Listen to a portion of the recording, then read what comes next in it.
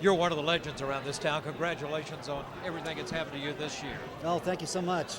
I was really totally so thrilled to get into the Hall of Fame. I just couldn't believe it. That was, and I was totally not expecting it. I was absolutely blindsided. My wife completely misled me. She knew and had my kids come in, and I had no idea.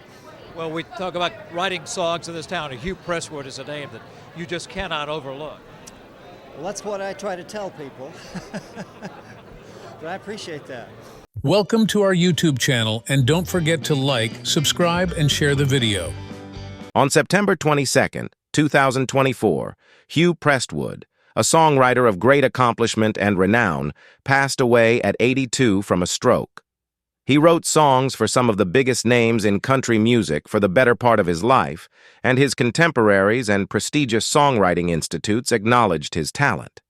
Prestwood performed as well, putting out numerous albums of his own.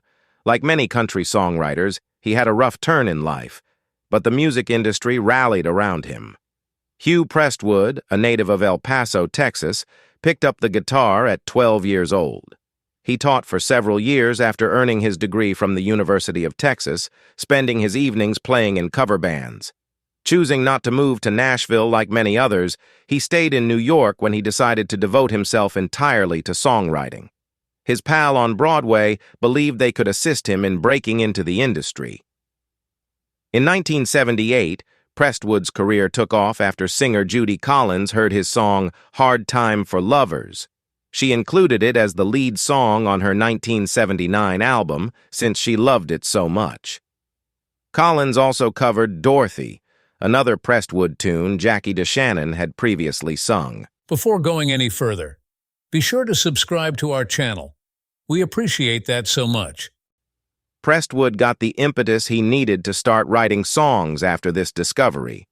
He was at a disadvantage versus Nashville composers because of his New York roots, but it also added a certain element of mystique to his work.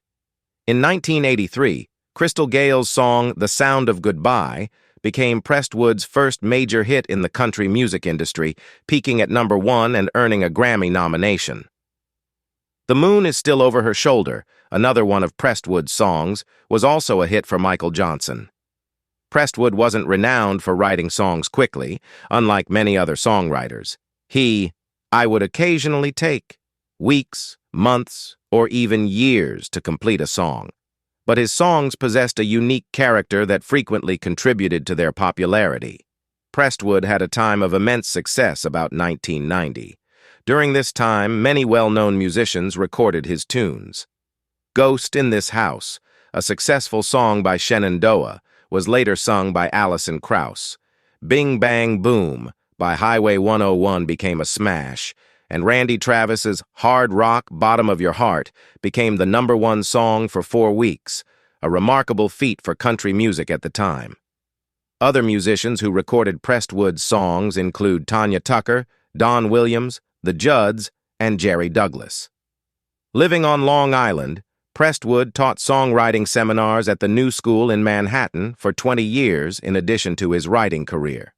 Jimmy Buffett and Prestwood were elected into the Nashville Songwriters Hall of Fame in 2006.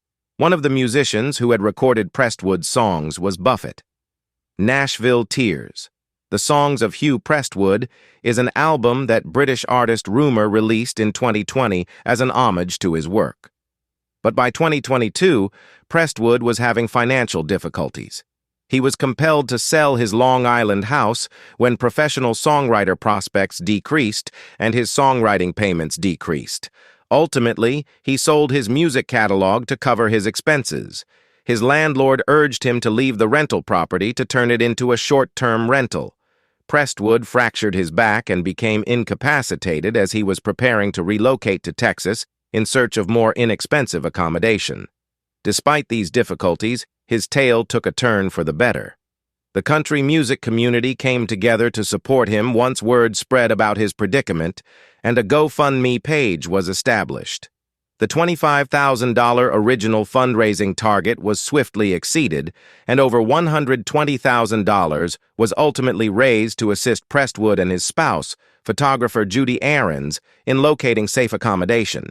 The fund was given to several well-known music business individuals, including producer Buddy Cannon, vocalist John Conley, composers Josh Osborne and Luke Laird, songwriter Josh Keir, and songwriter Garth Fundis. In addition to providing financial assistance, this show of support reassured Prestwood that he had not been forgotten. His story also drew attention to the difficulties that many former country songwriters still encounter. The amount of songwriters who are currently working has significantly decreased since the 2000s, especially during the peak of bro country, when the number of composers contributing songs was estimated to have decreased by 90%. Bryan Prestwood, his son, Jennifer Bastillos, and his wife, Judy Ahrens, are the last surviving members of Hugh Prestwood's family.